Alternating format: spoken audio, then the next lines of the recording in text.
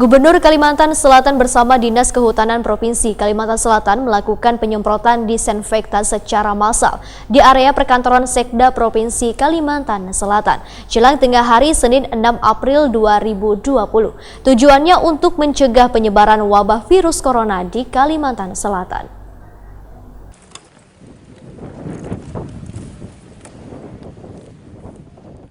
Gubernur Kalimantan Selatan Sahabudin Nur bersama Dinas Kehutanan Provinsi Kalimantan Selatan melakukan penyemprotan disinfektan secara massal di area perkantoran Sekda Provinsi Kalimantan Selatan jelang tengah hari Senin 6 April 2020.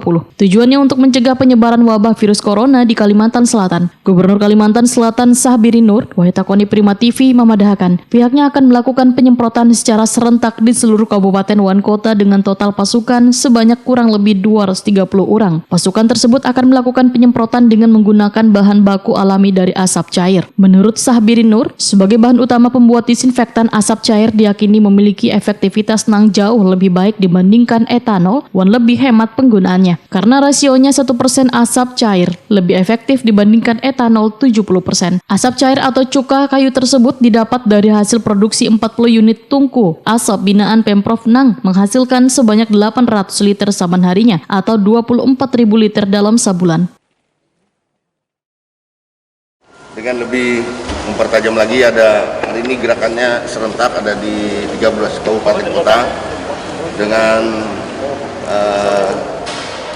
pasukan kurang lebih 230 bergerak di seluruh Kalimantan Selatan hari ini rompak, dan kita